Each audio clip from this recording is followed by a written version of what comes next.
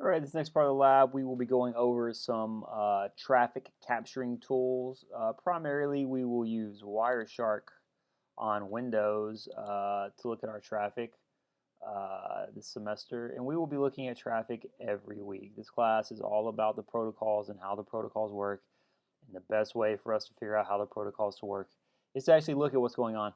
So, to start wireshark, we need to pick which interface we want to capture on. In this case, we're going to capture on E0, and if we look at what's going on, there is quite a bit of traffic flowing out from this VM and on my home network. So that's going to take us to our next thing is how do we find stuff in here we want to look at. So for example, if I bring up my command prompt and ping my Linux box, we want to find those pings.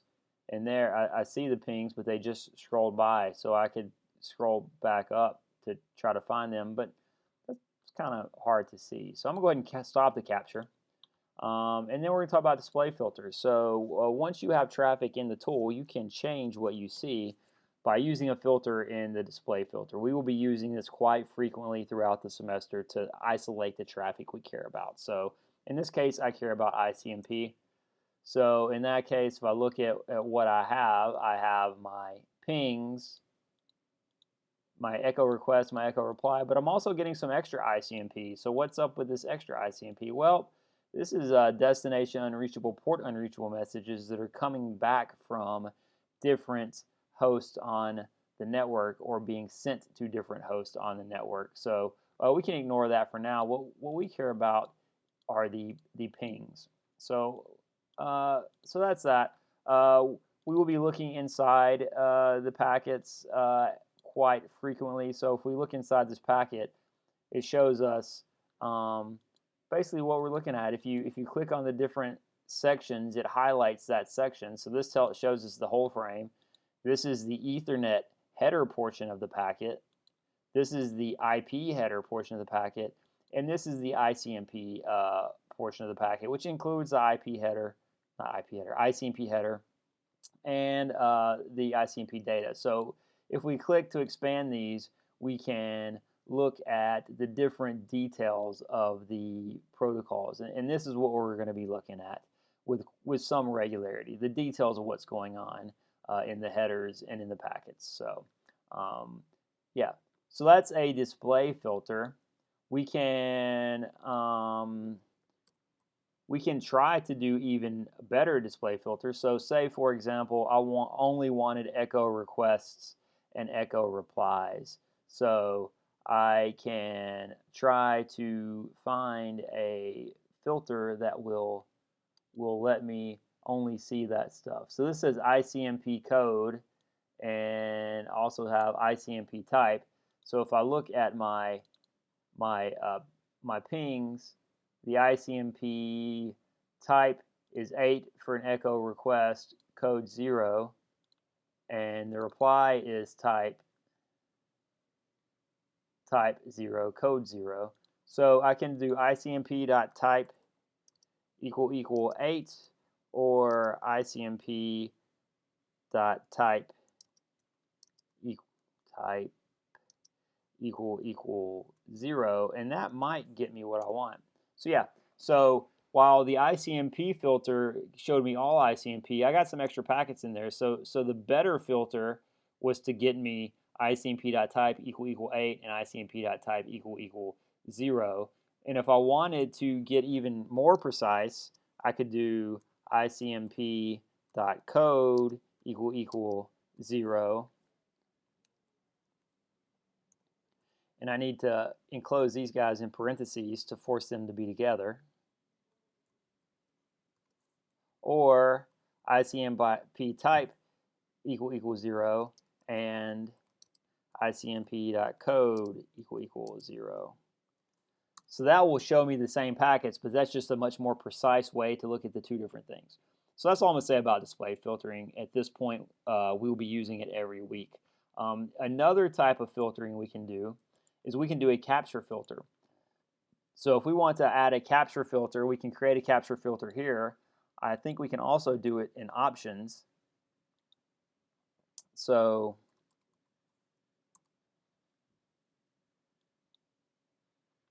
So that started the capture, but nothing's showing up. So in theory, if I ping, now my ICMP traffic is showing up because I put a capture filter on.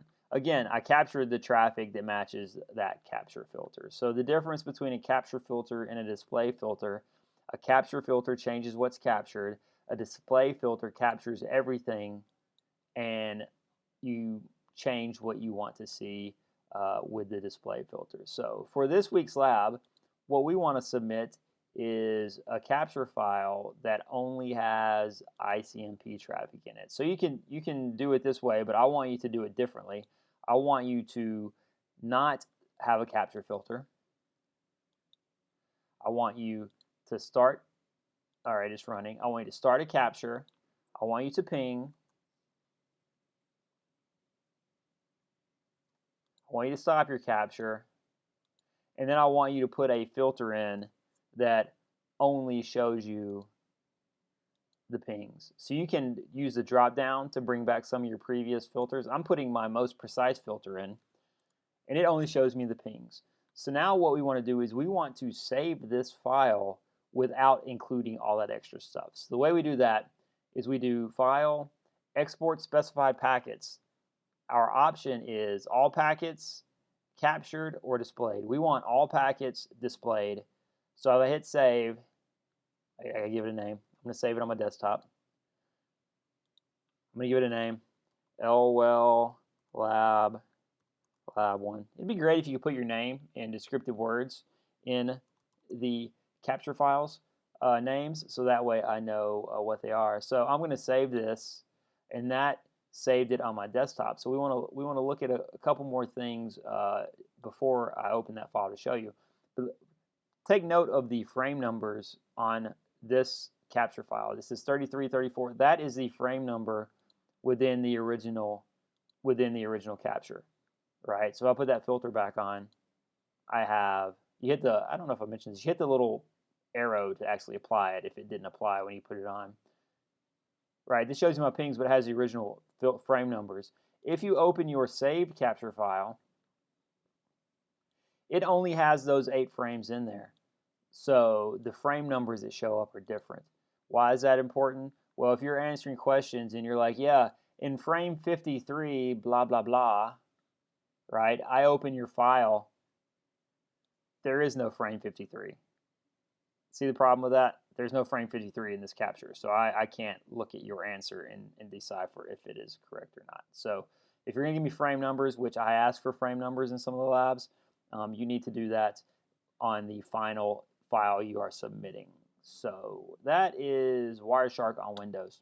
On Linux, if we want to capture traffic, I'll go ahead and tell you the first thing first. If we want to capture traffic on Linux, Wireshark exists. You can use Wireshark to capture traffic. It's fine. We're running a GUI. But if you've taken a Linux class, you know most systems, Linux servers don't run GUIs. So in that case, we're going to use TCP dump to capture traffic. TCP dump. The syntax for the command is you tell it which interface. You have to use sudo or broot because it requires administrative access to do that.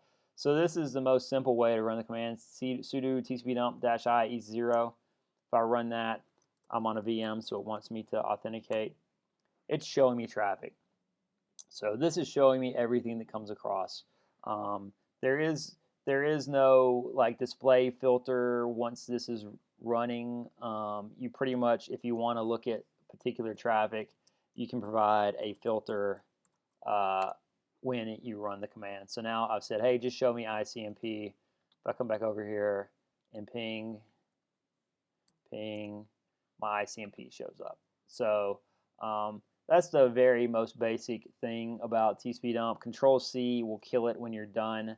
There are some options you can use. I do not like how it looks up names, so I normally use -NN option to tell it not to look up names. Right, so now I'm getting just IP addresses or ports. I also like to see verbose packets most of the time, so I usually put 2 V's on there for more verbose information. And then if you run that, you get more information. So those are the flags I normally use. You can also capture the traffic and write it to a file. So I can write it to a file called packets.pcap, right? So now it's going to capture traffic. It's capturing traffic. I'm going to send some pings. And then again, I'll hit Control C to close that. And now I can read that file with a -R, right? So that read the whole thing and showed me everything. And I can also apply those filters while I'm reading that traffic. So that scenario just showed me the ICMP traffic. So if you ever actually get into server administration position, TSpeedDump is a handy tool to have available because Linux servers don't run GUIs, and it's a real easy way to check to see if somebody's traffic is getting to your server or not. I cannot tell you the number of times people have called me telling me my server's not working, and then I go set up TCP. I'm like, all right, try to connect now so I can see what's going on, and the traffic's not even making it to my server. Either they typed the name wrong or there's some network issue preventing it to get from my server. But that's a very simple way for me to check and see if the traffic is even making it to my server, just firing up TCP dump and started that. So like I said, in this class, if you need to capture traffic on the Linux, we have Wireshark on Linux. It looks very similar to the Windows, so it should work the same, hopefully. Sometimes we need to do things to make it run as root, but I think I've already done that this semester for this VM. So yeah, so it just start it, run it, display filter, same thing as Windows, essentially. But like I said, TCP dump might be handy to know about at some point in the future.